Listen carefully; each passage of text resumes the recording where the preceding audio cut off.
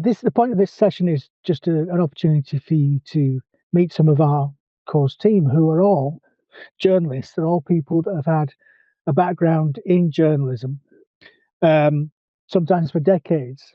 And we've got in the room a good chunk of our course team, but I'll introduce myself first. My name's Karl Hodge. I'm the course director for journalism at Leeds Beckett University. And I was a magazine journalist for about 20 years. Continued to do that as well while I've been teaching, because it's a requirement of our accrediting body, the Broadcast Journalism Training Council, that we continue to have up-to-date experience of working in journalism. So I will go to the next person I can see in the grid, and that's Carmen. Carmen, can you just quickly introduce yourself and give us a little bit of detail about your journalism background? Yeah, hi everyone. So I'm Carmen Bruegmann. I've been teaching here at Leeds Beckett for over 10 years, about 12 years. But my background, obviously, as Carl just said, is journalism. So I started out many years ago, having done my degree. I got a trainee news reporter's job at the Hull Daily Mail, which I did for about 4 years, and became NCTJ's National Council for the Training of Journalists qualified. From there, went to Evening Post in Leeds as a news speechwriter, became women's editor after a year, and I edited a women's magazine in Leeds for about 5 years. And I won a couple of awards, which got me a job down at Daily Mail in London, where I worked on features for the Daily Mail, mainly the female section, for a couple of years. And I freelanced, launched a fashion magazine called Shoe, and then I became deputy editor in Cosmopolitan, a senior editor on Elle, deputy editor and acting editor of She magazine, and worked on various launches of Grazia, the Irish version of Daily Mail, and various other publications. So that's me. And Chris is the next person I could see. Hi there, I'm Chris, and I started in journalism again about similarly 10 to 15, 20 years ago. I've been teaching at Leeds Beckett for about a decade, maybe a little bit longer than that. I started on print magazines, the very exciting world of computers. Wrote for various computer magazines, and then latterly launched a digital magazine, and went freelance and worked on a variety of titles, variety of different content creation roles over the years. Worked on podcasts and have done some consulting and other very I was going to say, I'm not going to use the word boring, although I've just said it out loud. Things like process flow management, which is as exciting as it sounds, on large scale print products for a publisher here in Bingley, here in Leeds, in Bingley near Leeds. Can't speak today, sorry. That's me. Thanks very much, Chris. One challenge that I might throw out to the students and candidates that are here is just to start counting up the number of years of experience you hear the journalists in the room talk about. So far, I've got a running total of 70 years experience, I think, before we move on to Tim. Tim, do you want to tell us a bit about yourself and your background? You might need to unmute yourself first.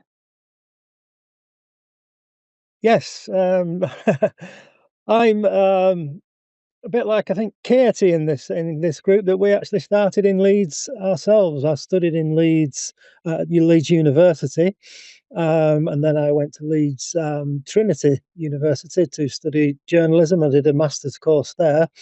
And then in the 1990s, I went to work for a company called the Press Association. I was a sports journalist for PA, as they call it, which is an agency, for 2 or 3 years. Then I moved to London and became a multimedia journalist, I think the word is. So we set up a a video service where we went out filming various things, news events, sports events, and then we gave those that material out to our clients. So I started in sports, I moved on to multimedia, video editing, all that kind of thing. Then moved into the freelance world and worked for just about anybody that would employ me to do absolutely anything. But I did a lot of work for the BBC, ITN, and all manner of companies in London. So really, I'm a kind of a jack of all trades type of journalist. And I've only been teaching now at Leeds Beckett for 2 years. I did some part-time teaching before then, but yeah, so over 25 years now in the service of journalism, and still doing the little bits and pieces, but mainly teaching at Leeds Beckett. So I hope that give you a very potted version of the last 25 years of my life. So I hope someone's adding up that experience before I go over to Katie. Do you want to tell us a bit about yourself, please? Yeah, so I'm Katie Hall, and I am a part-time lecturer at Leeds Beckett, and I've been part-time for the whole time in teaching, because the rest of the time I still work as a journalist. I work at the BBC, I freelance at the BBC, producing radio shows, news editing, news reading. So yesterday and Sunday I was working at BBC Radio Leeds. I regularly work at Radio 4 and 5 Live on the Wake Up to Money programme. I also, but I started as, I don't know when you want to start the clock from, Karl, because I started the music journalism website when I was a teenager. So we could go back 30 years, but being paid as a journalist is 20 years. When I first started working at BBC London before doing my postgrad at Leeds Trinity, and then working at pretty much every radio station in the north of England, and with a spell at BBC News Online for a while. Also a bit of marketing, content design, which I also still do freelance and build websites as well. And that's me. Right. Been teaching at Leeds Beckett for 10 years. Yeah. So I think Tim said 25. You're saying 20. Just add that on to the previous 70 we were at, I think. Les? You can add 20 years to that score now. Right. Okay, So, my name is Rowley. You'll know me. I was very lucky. I'm the luckiest journalist in this group here, because I was lucky enough to get on the BBC journalism training scheme. I wasn't the brightest. I wasn't the cleverest. I had a northern accent and I could use a typewriter. So that kind of dates when it all started. It was an Adler 500 for anybody out there. The ribbons were terrible. So with the benefit of doing the BBC is like you get passed around departments. You do, predominantly it was like starting in radio, then TV in London, and you get passed around. So I ended up going to newsrooms in Glasgow and then Birmingham and then back to London. So that was 2 years, and then you kind of get into a role that you kind of like, and I liked news, and it kind of tended to suit the energy that I kind of had. I then got an opportunity to work for a magazine called Loaded. I won't go into that too much. And then I went back to Channel 4. I'd nenever worked at Channel 4, so I can't go back to them. But I went to Channel 4, then to the Sky, and then back for the last kind of 5-6 years of my time as a correspondent, working mainly behind the desk, putting work together for News 24. And then I moved up to Leeds. Wanted a big change, really. I'd been a journalist for so long. I wanted to maybe do something which would change my life a little bit more, do bigger projects, something for me. Ended up at Leeds Beckett. Yeah. And I often say when Les introduces himself, it's puts the rest of us to shame because there's nothing you haven't done, is there, Les, really? Well, I've not had a film made out of one of my novels yet, and that's what I'm aiming to. Yeah, that's what we're hoping to come to next. So I don't know if anyone was keeping a running total there, but I think we're up in the 140s, nearly 150 years worth of experience in the room. And I'll just talk a little bit about mine before I ask some questions to the journalists here, because I introduced myself as someone who'd done magazine journalism for 20 years. I got into that after a short stint straight out of university, my master's degree, as a lecturer. Funnily enough, I started out as a lecturer, but I was very young. I was in my 20s. I think I was a bit too young to be a lecturer at that stage. And while I was doing that, I started to pitch to magazines, and I managed to get some of those pitches picked up. And I was doing enough work within a year to be able to give up being a lecturer and start being a journalist. And that was the beginning of a 20-year career producing features content for mainly technology, computer magazines, games, some music, and some film as well. And I still do that, as most of us still do. So we've introduced ourselves. You can see that this is a course team that teaches journalism, that knows about journalism through doing it. And on the BA in journalism and the sports journalism course at Leeds Beckett University, that's how we teach the journalism as well. Our students actually do journalism. We've got some of our students here as well who I asked today to join us as moderators. Safi, Anya, and Emma, do you want to introduce yourselves in that order? So starting with Safi. Yeah, sure. So my name's Saffron, or Safi, and I am in my third year. I don't know if I can still say that because I've just finished. One thing I will say is I started the course not really sure what direction I was going to go in, which kind of sounds weird because you'd think you're doing a journalism course, you want to be a journalist, but that's not always the case. And I think for me, it's really given me a sense of direction. But I will also say it's quite a transferable degree. So if you are one of those who's a little bit indecisive about what you want to do, don't rule journalism out, because for me, like I say, it has given me a lot of direction. And now, as a graduate, which is crazy to say, nearly, I think I'm probably leaning towards the broadcasting route, whether that's TV, radio. But I started, really, to be quite honest, I didn't really know a great deal about journalism. I didn't know really what it entailed. But I can truly say, not because I'm biased, but these have been the best 3 years of my life. I don't regret my decision one bit. And I do believe Carl sent us out an email last week saying that we are second in the country, according to the Daily Mail, for journalism in the UK. And I mean, looking at the group of people we have here, it's not really hard to see why. So, yeah, all I can say is I would recommend it if you're kind of in that position where you're sort of toying, not really sure, weighing up your options. We've all been there. I had 5 offers from all universities that I applied for, and this is what I chose. And like I say, I don't regret it one bit. So, yeah. Thanks very much, Safi. I'll let you have that fiver when I see you. Anya, do you want to jump in? Hello, I'm Anya. I just finished my first year, so I've only had a year at Leeds Beckett, but I've really enjoyed it so far. I love the creativity of the course as well, so I've really enjoyed kind of physically doing everything and learning what it is like to be in the industry.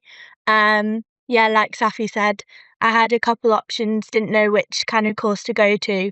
I was in between law and journalism, and they are fairly different, but I knew that the creativity side of journalism was what I wanted to do.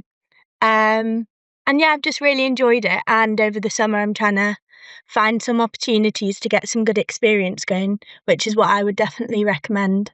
So yeah. Yeah. So as part of our external accreditation from the Broadcast Journalism Training Council, everyone is required to do 10 days of work experience now. So it's good to get started early there, Anya, so that you can get that under your belt by third year. Emma, you want to jump in? So I'm Emma. I've just finished my second year at Beckett. Very similar to Safi, I didn't really start the course knowing exactly what I wanted to do. I picked journalism because I really enjoyed English at A level, and then thought, yeah, journalism sounds interesting. I'll do that. And very similar. I've absolutely loved it. The content that you learn and how you learn it is great. I love how practical and hands-on it is. You're not sat learning loads of theory. A lot of what I've learned has come from actually writing articles and producing things for radio or TV or for social media. The course is very current. It takes what's going on in the world right now and brings it into university, and it's really good. The lecturers are all excellent at what they do, and the people that I've met have been really good, and I've had some great opportunities out of it. I got to go down to London last year for a women in sports journalism workshop type thing where I got published into a magazine, and I've had a couple articles published in a local newspaper as well, which is really cool. And I wouldn't have been able to do all that without the university or without the support of the lecturers. So that's been great. Yeah. Emma, do you just want to tell us about your new pen pal? Oh, yeah. So for one of my modules that I did in semester 2, we had to write a feature article about a public inquiry, and I did the infected blood scandal. And when I was talking to one of my lecturers who took this module, we were talking about right of reply emails. So I thought, who was involved? And the big names that come up, like Keir Starmer and Rishi Sunak, who was the MP at the time or Prime Minister at the time. So I sent out emails to all of those, got a response from Keir Starmer's Cabinet Office, and then got a letter from Rishi Sunak in response to the email I sent him, which was really cool. Yeah. So it's all about doing real journalism, isn't it? As you're learning how to be a journalist, and you scored quite big there. Well done. Because we've got journalists in the room, I wanted just to talk a little bit more about what journalism is, because it's a contested area these days. And one of the ways that we might do that is by talking about what the job actually looks like. So, as Katie, as you've got a foot in both camps at the moment, can you talk us through what a day at the BBC looks like for you? Sure. I mean, it depends what job I'm doing. So yesterday I was outputting a radio show, a 4-hour radio show that has a mix of music and live interviews and packages produced by reporters. So that entails sort of getting in, see what's already in the show, chatting to the presenter about what we can sort of talk about, getting guests live on air by sort of ringing them up, or when they come into the studio, sort of bringing them into the studio and talk to them. It's about writing the scripts for the presenter, the questions that they're going to ask the guests, and sort of listening to the interviews as they're taking place and offering guidance. So good presenters don't need much guidance, which is great. But if I'm working for Wake Up to Money, then the job entails sort of getting in and being assigned a story, or sometimes 3 stories for the day. So let's say the story might be something about housing. We often have stories about housing. So about changes, for example, to the sort of planning bill that's going through Parliament at the moment. I'd be asked, can we get a house builder on to talk about this? Then my job is to kind of ring up house builders and see what they've got to say, if they want to come on to the radio at 5 a.m. the next day, which surprisingly they often do, which is great. And doing a pre-interview with them, and then choosing who I'm going to use. Sometimes I have to make like 30 phone calls to get this, by the way. Journalism for me especially doing what I do, which is reporting and producing, it is about speaking to people. It's not about writing. It's about speaking to people, finding out what they've got to say, choosing what the most important thing they've got to say is, helping them feel comfortable talking on the radio, and adding something to a story, adding something to what's going on. So it is not the act of writing. What I actually end up writing, which I normally leave the writing to the very last minute because I love a deadline, which is another incredibly important thing for a journalist and perfectly suits someone with ADHD, is I'll do my actual writing in the 5 minutes before I leave for the day. And that is 3 lines to tell the story. It is 3 to 5 questions that the presenter needs to ask the interviewee to get out the best of them. And it's writing a brief that's a couple of hundred words to a few hundred words, lots of bullet points about what the key points of the story is. So that is what journalism has never been about. You have to be good at writing, but really what you're doing is being good at speaking to people and telling the story. And that's what I have to do every day when I am working at the BBC. We have news meetings. We'll sort of break down what we liked about people that were on the show the previous day, what we want the vibe to be on the next day's show and things like that. So that's mainly what I do now. If I'm news editing, it involves a lot of meetings, which I'm not going to talk about because they're very boring. And if I'm news reading, it involves lots and lots and lots of those 5-minute writing of cues. Actually, no, not 5 minutes, 30 seconds writing of cues, which is what I do when I'm news reading. Over to you. Yeah, well, I think one thing that comes out when we talk to journalists and we know as journalists is that the thing that our readers, our viewers see is the end product of some long process or longer process that leads up to that. And that involves lots of research, lots of talking to people, organization, meetings. It's not just a case of sitting down and typing something up or off the top of the head, or if you're making radio content or just saying what the first thing that comes to you is it at all, which No, it's all about the research. Yeah, which sometimes people are quite surprised about when they first start doing journalism. Les, I want to come to you next because I know that part of your role in teaching is preparing students at first year for engaging in reporting.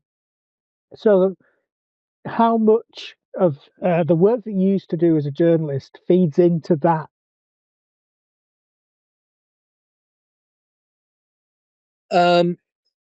If I take the span of 20 years, obviously I was in position of like just being a kind of trainee and learning all the things that kind of Katie's, talked about, of having to phone people up. I remember always the worst thing was, like, you'd say to your boss, I've got so-and-so. It might be an expert in nuclear physics to come and talk about something. And then, within half an hour before the show, they for whatever reason, they always say, we can't come in now. We don't want to talk, or something's happened. And then you're looking for somebody else. So I went and did a lot of that. In my kind of last 5 years when I was at News 24, you kind of come into an end of where you're in charge of all the input of what journalists are doing and feeding it into a kind of a news centre, which was the BBC in London, on the second floor at the BBC News Centre there, Shepherd's Bush.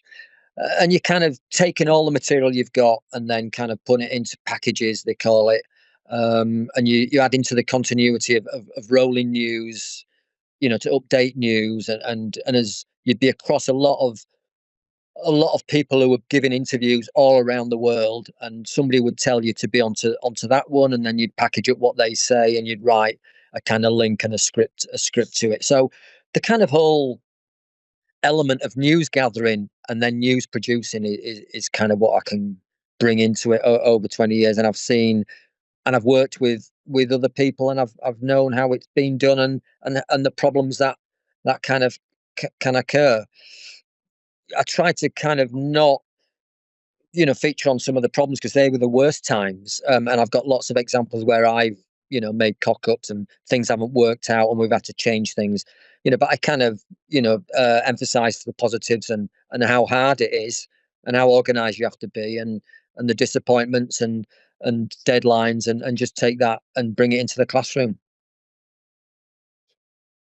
Simple. Thanks, Les. Before we move on to talking a bit more about how you get into journalism, because I think people that are interested in journalism and studying it might be looking at it as a career, or they might be looking at other media-related jobs as potential careers. I wanted to talk to Carmen about some of the same things, because I think you've had the opportunity to see journalism from the perspective of being a reporter, but also as an editor at the end, where you're commissioning other people to create content and thinking about an entire product. How do those two things operate, and how do they differ?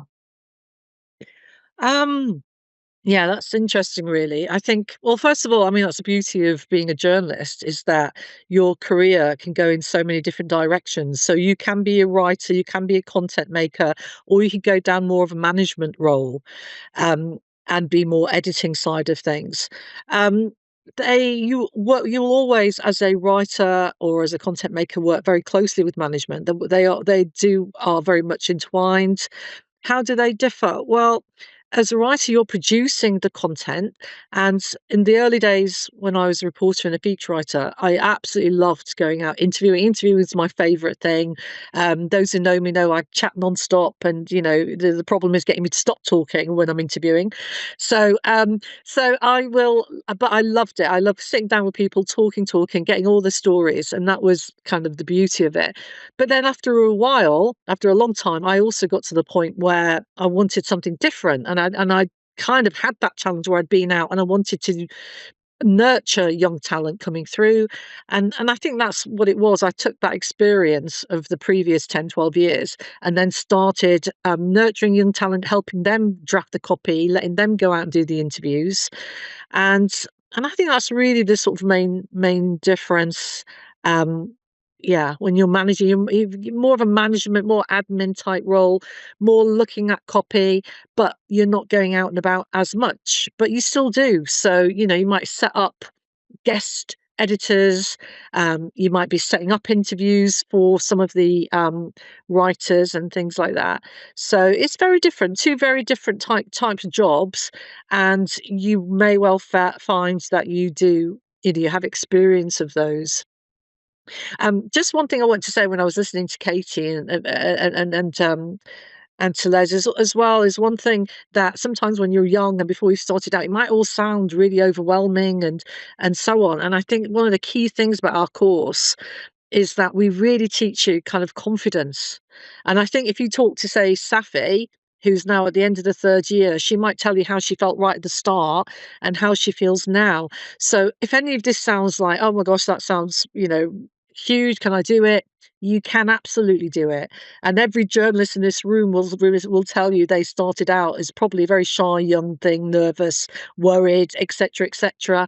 And that confidence comes with experience. And certainly I hope on our course, and I hope Safi might back me up, that we kind of teach you that through those 3 years as well.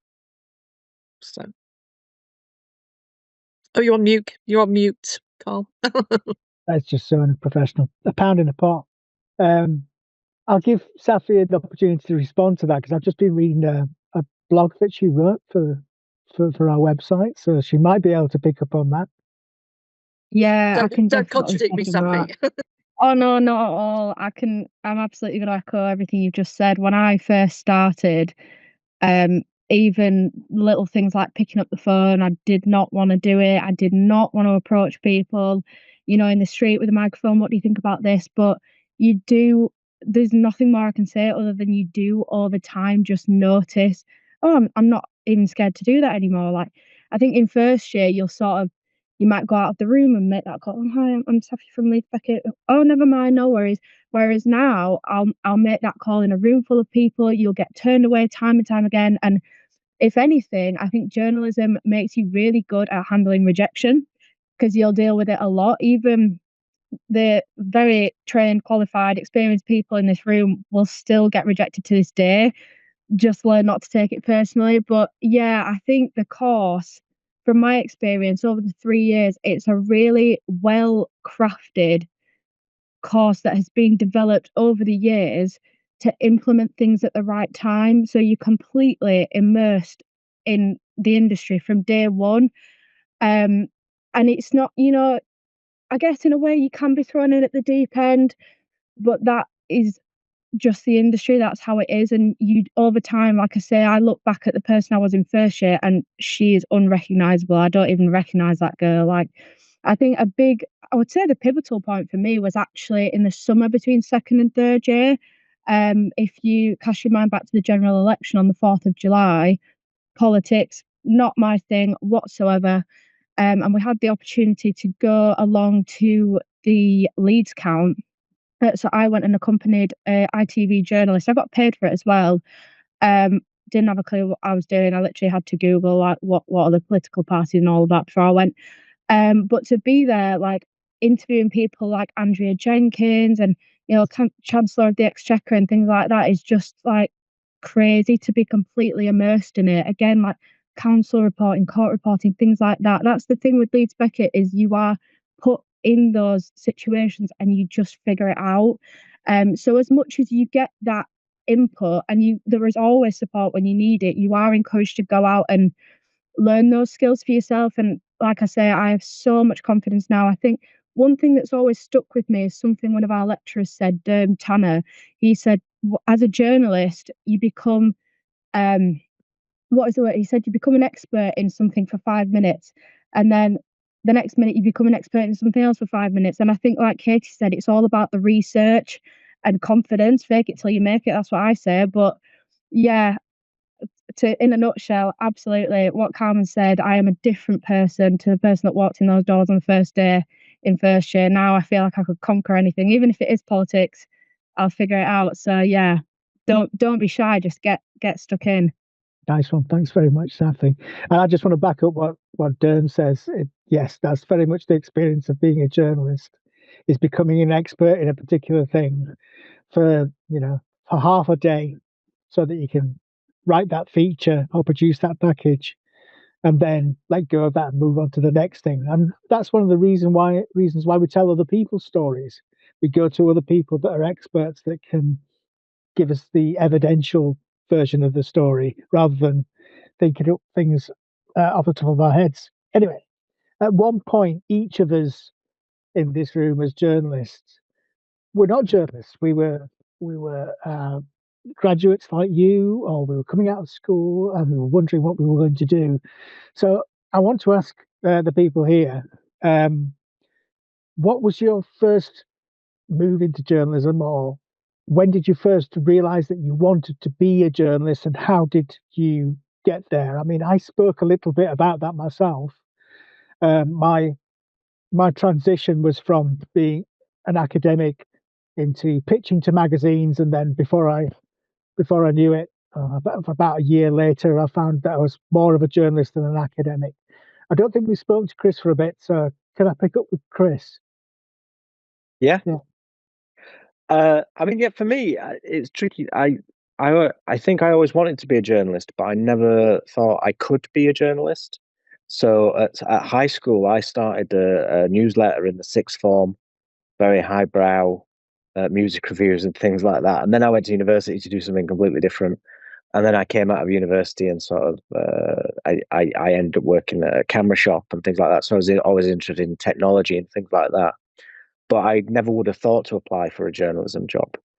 And a magazine that I read advertised for someone to come and help them move boxes and organize photo shoots. And I applied for that. And I got that job on the strength of, at the end of the interview, we were walking out and they had some computers on the side as I was walking out of the room. And I said, "Oh my God, it's a LC30. And it was. And they went, "Oh, you know about these things then?" And I went, "Oh yeah, I've read up on these things, and that's kind of a passion of mine." And they employed me to help phone people up and organize photo shoots and just be tidying the box office and things like that. The office where they kept the box was called the box office. We weren't selling tickets for any shows or anything like that. And one day, literally, like in a Hollywood movie, as I like to tell it, they needed no one was in the office, and they needed some news in briefs writing for the news pages. It was deadline day, and the production editor just said, "Oh, you sit down, write those." And absolutely terrified, no idea what I was talking about. I did, and they went, "Actually, they're not bad." And that was like I still remember it to this day. It's the biggest compliment anyone's ever paid. Somebody said, "Actually, that's not bad." And then it goes out and you see it in print, and that just was like the biggest thrill in the world. And then a few bits and pieces more, and I saw my name underneath a camera review, which was the biggest thrill in the world. And my career in journalism sort of snowballed from those very, very tiny moments. And I could, as a graduate coming out of university in 1999, I never would have thought that I could be a journalist, because that was like the special thing that you needed to be. You need to have these special qualifications, and I think, like a lot of people have said here today, actually, what you need is confidence and the ability to speak to people, and a little bit of the magic fairy dust that we put on top as well helps out immensely. But that was my route into journalism, was not a training course or a real desire to be a journalist. It was a sort of a accidental falling sideways in from a passion about a subject. Yeah, when I think about what I wanted to do when I was in sixth form, and choosing the courses that I wanted to do in university, it was with journalism in mind. I did communication studies as my undergraduate course because there weren't any journalism degrees at the time. I don't know why I ended up going in a different direction, but I got drawn back to it. I think that's a fairly common story, is that there's an idea that someone has fairly early on that they quite like to be a journalist. That looks like something that would be good to do, but not really knowing how to go about doing that, and then eventually finding a route. And I'm hoping that courses like ours are that big signpost for people, that if you want to be a journalist, why don't you do this? And we'll help you go in that direction. But we'll also help you go in the direction of producing content, or working in PR or marketing, if that's what you decide you want to do while you're here, and which is something that quite a few people do think they want to do. Tim, can you pick up on that? How did you start out, and was it something that was deliberate, or did you find yourself falling into it a little bit like Chris? A little bit like Chris, actually. I first went to Polytechnic, as it was called then, to do building. I don't know if I've ever told anybody that, but yeah, I was a building engineer, and I realised I was rubbish at it. I once put a staircase in the wrong way around. So, if you're going up, you're going down, if you see what I mean. So I realised, I'm going to try and do something that I like doing. Journalism, all that was not for kids like me who went to the school that I went to. Journalism wasn't even a word. We used to drive vans and take things to vans. That's what my friends are expected to do. But then I went on a course in Leeds, a whole new degree course, a whole new direction. And like you said, Karl, there was no real journalism courses back then, and I didn't even know why I wanted to do that anyway. But on this course was a elective for journalism, and I liked it. A bit like Chris, I wrote a few things, got a few things published. I was very interested in politics, so I kind of wanted to go down that route. And then I decided that I would do a postgraduate course in Leeds, and that was by media journalism. So I learned a bit about radio, a bit about TV, and kind of just fell into it that way. But what I was doing was trying to do something that I'm interested in. Principally politics, but then again, sports. And as luck would have it, I've been to all sorts of sporting occasions, World Cups and Wimbledon finals, all that type of thing. And can you imagine getting paid for that? To do that? Not a lot, I have to say.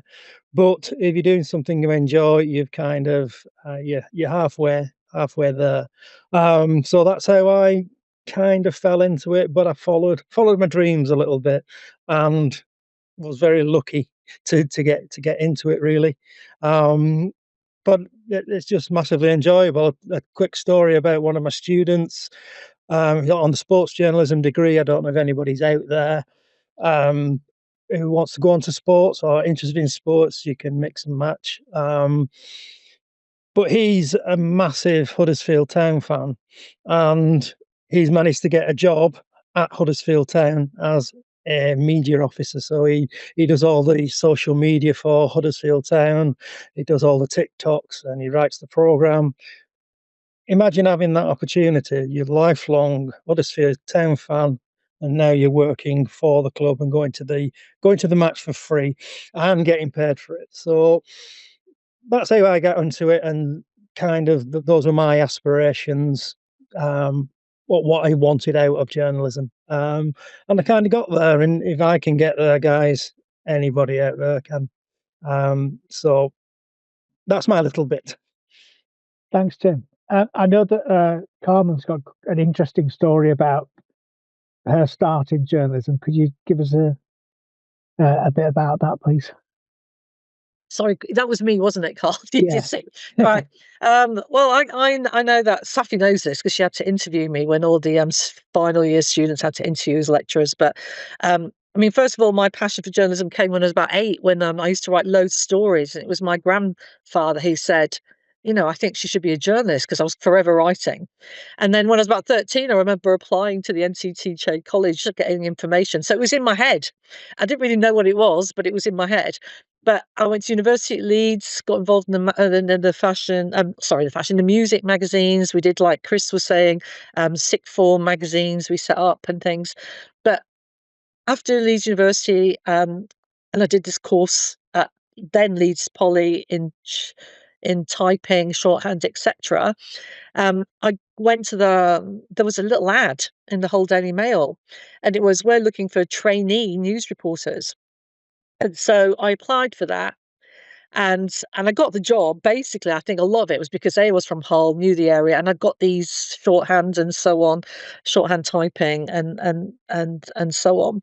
And just a couple of things I'm going to say about that actually as well is that I think the next job I went to, Evening Post, well, I think there was an ad, but a lot of the jobs I got after that were actually just writing to people. You know, I wrote to the Daily Mail and said, you know, this is what I'm doing. Da da da. I wrote to the editor, who I didn't know.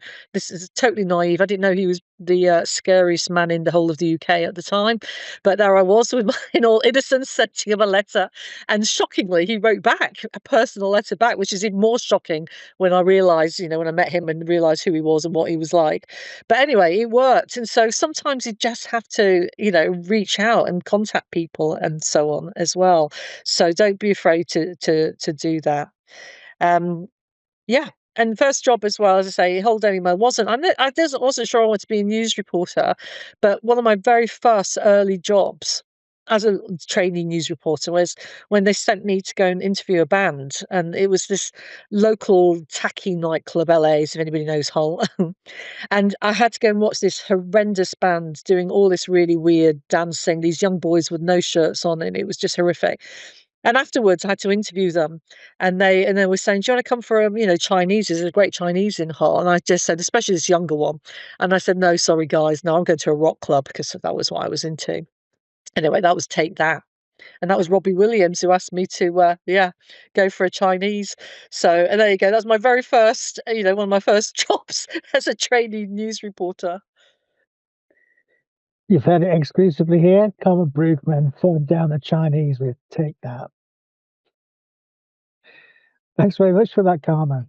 I, I want to kind of, I guess, move on to the journalism as a career now, and how it's changing, and what the direction it's going in, and whether it's still something that young people can find an interest in. And I want to go to Katie for this, because I know that Katie's got expertise and interest in digital journalism and is working in the industry at the moment. So what are your thoughts about that? First of all, I think that trained journalism, people training to be journalists and working as journalists is probably more important now than ever before. Because there is so much fake news or biased news and all over the place, and actually being able to seek out the truth and tell the truth is an incredibly important thing, and it's so no matter what I say next, all I'll say is that choosing a career in journalism is a really powerful and important thing to do. It's a choice that is saying that you want to be able to tell the truth and to find out the truth, which is great. I do think it is a lot harder. I'm not going to sit here to potential new journalists and pretend that it's as easy as it was when I basically just applied for some work experience on the BBC website before I had any sort of journalism qualification, and that led to everything that I've done since then. It is harder now, but the jobs that are available are really creative. There are lots of young people working at Radio Leeds, and what they're doing is they're not just working on radio, they're also producing lots and lots of social media, really creative social media content. They are getting involved in every area of the business. They're working at events, and always one of the reasons I like working there is because the people there are having fun and they are really enjoying it when they're working there. And the people who are having the most fun are definitely the younger people, rather than the people that have been there for like 40 years. Yes, and what I would love to see, what we encourage the students to do, encouraging doesn't always lead to action, but I'm always really impressed when anyone does, is to do the things that we can't do. So I tried using Snapchat for about 5 minutes and thought, this is not for me. I'm just far too. I know that Chris Brennan sort of persists with trying to attempt to use Snapchat, I believe, but I'm just like, this is not for me. TikTok as well. I don't have the energy for TikTok. This is where you, as people getting into the industry, can really, really make your mark. We need to have more people doing proper journalism on things like TikTok and Snapchat. And the people who are going to do that are you, not me. It's not Carl, it's not Chris, no matter how much he tries. So yeah, and I think that really what we try and do on this course is give you those opportunities to do that.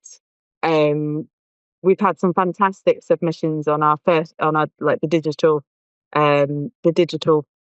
publishing and digital news days modules that we do, where my favorite things are the things that get submitted that I know that I couldn't do.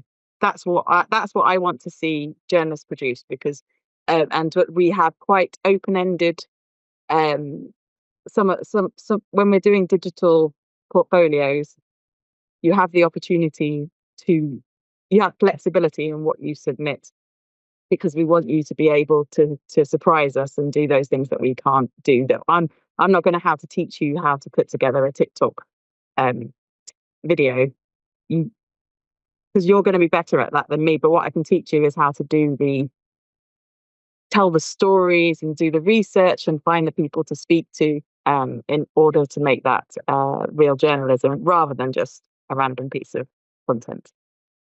Does that help? Yeah. There's a couple of things out of that as well that I can pick. One of them is that the creation of content for social media is changing so quickly, moving so fast. I think that real journalism has something to contribute to that, because it took a while for the journalism industries, legacy media, to get onto those platforms. They didn't really understand them or see them as something that was suitable for their type of content for quite a while. And then when they did come on, they found that they were floundering because people didn't want to just listen to people reading articles out to a camera. I think that we've got reached a tipping point now where younger people in particular who are journalism trained can take that research focused journalism production approach and translate it to TikTok. And like you say, that's not going to be me doing that. And it's not going to be you doing that necessarily, because we don't fit with that paradigm, with that way of creating content. But it could be you. It could be our students. It definitely could be someone like Safi or Emma or Anya that's producing content like that. We're starting to come up to the last 5 minutes, and there are no questions in the chat. I know there aren't very many people here. But if the other students, our students, have got questions for us, feel free to ask them. Pop your hand up and ask us a question. While you're thinking about that, one of the things I did have in my notes is, I'm going to ask Les this. Can you imagine if you were 18 years old now and you had the opportunity to start a career as a journalist now? What kind of thing do you think you would be doing to get there? I'd be arranging a portfolio, so when I went to any kind of introduction or interview, I had something to show people that the other people applying for that role that you went for didn't have. It's not about a CV, I don't think. It's not really about your connections anymore. It's about what maybe you might have to be able to deliver, so somebody can see what work you can do, what you like as a person, how you got your stories maybe through that, and take that opportunity. And it's I couldn't be a starting off as a journalist now. It's completely different. The newsroom is completely different. The way we handle maybe news is very different. And I'm just glad I've done my bit for journalism. Yeah, and passing it on to young people. I think you're absolutely right there, Les. Having a good portfolio of work to show that you can actually do the job is really important. It's important in creative industries. It's very important in journalism to show that you're able to do that. Emma, you've popped your hand up. Thanks very much. Do you have a question for us? Yeah, for my benefit as well as everybody on the course, and I don't know who best to direct it to, but I want to know some career highlights. Obviously, you've all worked in the industry for a long time. What would you say is the best thing that you've done because of journalism? Well, Tim's got his hand up, so he's immediately thought of something. Tim. I interviewed one of my all-time hero, Johnny Rotten. So you might not have heard of him, but he's called John Lydon now. So I interviewed Johnny Rotten, and I've also interviewed George Best. So there are two interviews that I've done. I've done hundreds and hundreds of them, but just thought I'd jump in there with my Johnny Rotten anecdote, and it was very nice. So thank you. You caught him on a good day then. Yeah. Does anyone else want to pick that one up? Katie, you're on mute. I interviewed one of the Chuckle brothers, so and Gordon Brown and Nick Clegg and various other people. So yes, anyway, I felt inspired by Johnny Rotten to mention Paul Chuckle. Chris. I have nothing like Gordon Brown to the Chuckle Brothers in mind, but when I when I started out my career, I was very into Apple computers. As a teenager, it was like my world, and Apple took me out to New York to see the opening of their new store, and I met some of the executives and things like that, and that was a sort of a slightly, no, I wouldn't say it was a career highlight, but it was not the highest of highs, but it was such a surreal moment of sort of a 30-year-old looking back at, like, if I could speak to my 15-year-old self now, I'm not sure they'd believe that I was out here in this mecca of technology, going to see Apple HQ and standing outside and not being allowed to be let in because I had a journalist badge on. But it was just an incredible experience that wouldn't have come about if I'd not been a journalist writing about, technology and computers. And that was being peak Apple as well. I think. Yeah, that was before it all went wrong. For them, not me. Yeah, absolutely. Carmen. Yeah, I was just going to add, I think the beauty of journalism is that you can have so many different types of experiences and so many different types of highlights as well. And I think for me, like, some of the highlights, you will get to interview famous people and celebrities, and it's amazing. It's exciting. I've been to, like, houses of the Rolling Stones and all sorts of really fun things. But some of the other things are, I wanted the Daily Mail. Well, two things. Daily Mail once asked me to go and live on a desert island on my own because the film Castaway was coming out. So I just had to have a look around and find something. And I thought, oh, the Maldives looks very nice. They've got lots of islands. So off I went with a survival expert and a photographer. And I'd spend a week on a desert island. The survival expert was in the island next door. So just crazy stuff like that. You never know what's going to come at you each day.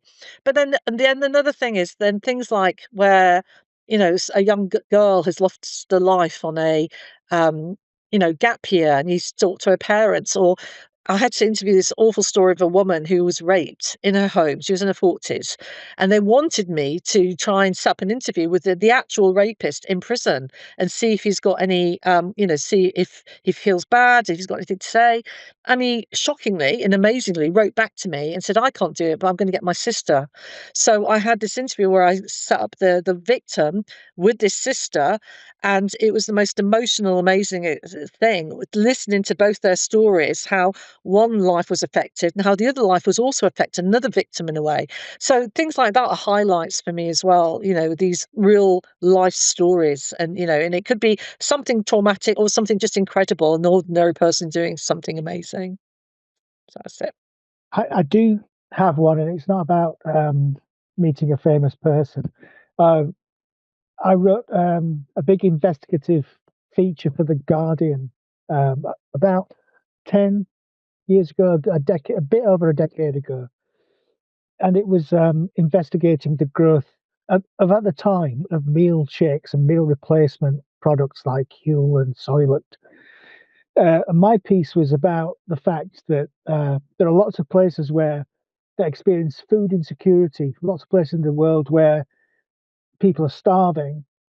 And this article actually suggested that a company like Soylent or Huel could start up a program like the One Laptop program, where perhaps for every one bottle of Soylent that people bought, another could be donated to a food insecure country. And I wrote this and interviewed the CEO of Soylent at the time, and then a year later they set it up.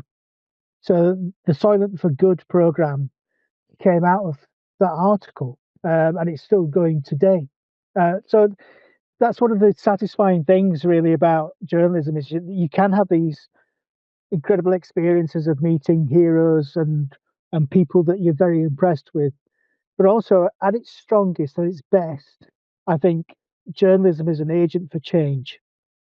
And it's always really satisfying when you're able to be part of that change, even if it's a small part, even if it's just a little idea that you've put out there. And maybe people haven't heard of that idea before, and then they pick it up from you. We've come to the end of the hour, and I think we've had a good old natter about about our careers and what journalism's going like for young people today. I want to thank everybody that came, all the journalists that are here today, that we work with every day. And it's just fantastic to be able to talk about your experience as journalists, as well as teachers, because I think sometimes we forget that we were journalists at one time because we get so involved in teaching it these days. I want to thank our students that came along today. You came along to moderate, just in case there are a lot of people here, but you contributed in your own way. And thanks for asking that fantastic question, Emma, and for your and everybody for what you contributed. Nothing else for me to say, but thanks very much and cheers. Thanks.